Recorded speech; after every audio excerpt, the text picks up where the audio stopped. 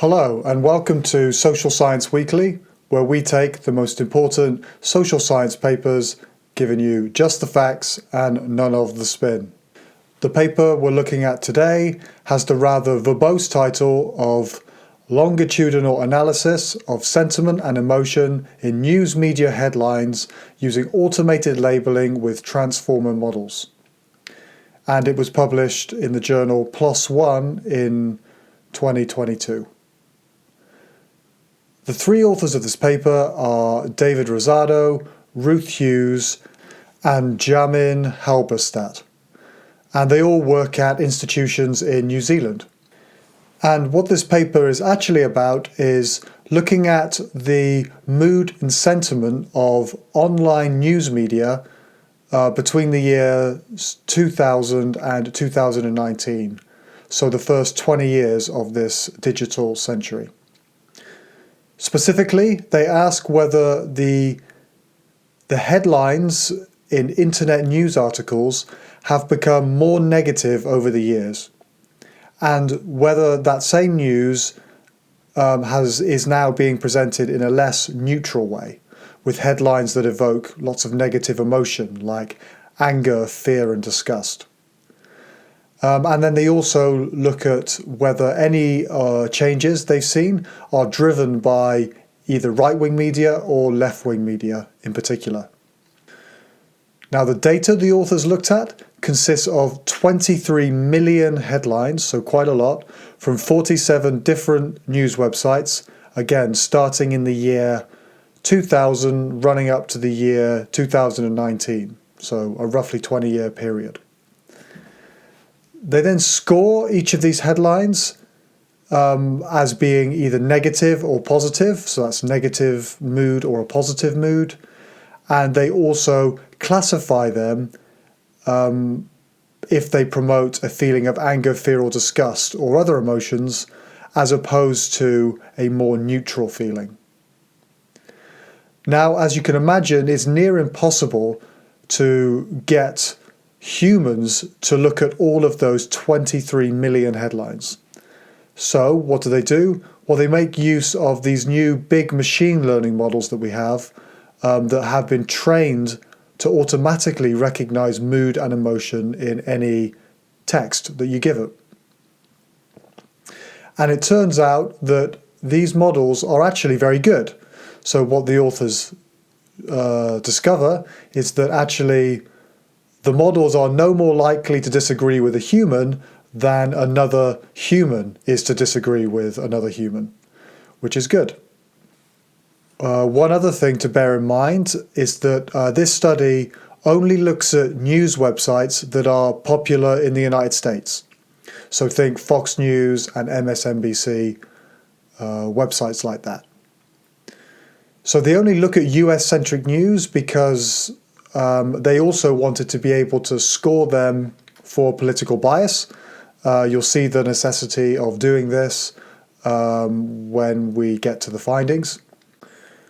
And essentially, there's a really good organization called All Sides that does a fairly thorough and impartial job at rating different news media for their political bias.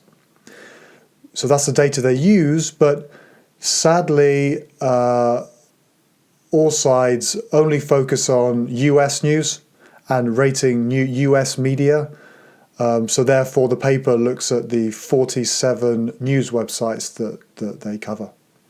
And one last thing to bear in mind before we get on to the findings of the paper is that the authors only look at digital news from websites. So they don't look at any printed newspapers or magazines or anything like that. And that makes sense if you think about it, because digitizing printed news headlines such that they can be read by one of the machine learning models, well, that's a really big challenge. And there was no need to tackle that challenge because many of the top newspapers also have news websites that we can grab the headlines from. So now on to the findings. The data shows that news headlines have become more negative between the years 2000 and 2019, and this appears to be driven both by left-wing and right-wing news media, but not by media in the centre. that is, media with little or no political bias as assessed by all sides. Also, right-wing headlines consistently are more negative than left-wing or centrist news. On top of this, there has been a reduction in the number of neutral-sounding headlines.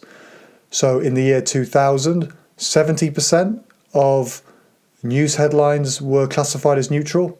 That goes down to 46% in 2019. And those neutral-sounding headlines have been replaced with headlines that evoke negative emotions, like anger, fear, and disgust. Once again, both left-wing and right-wing news show similar shifts away from neutral-sounding headlines. So an important caveat right now to state is that people tend to disagree on the emotion that a headline evokes. So, person A may think it evokes anger, but another person may disagree with that. So what you should bear in mind is that these findings refer to what the average person thinks, rather than it being like a consensus view between all people.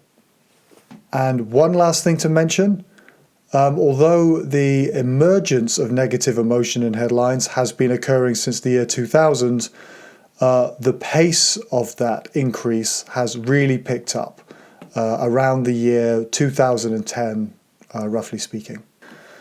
Okay, so wrapping up. This paper makes use of recent advances in machine learning to track the mood of news headlines between the year 2000 and 2019.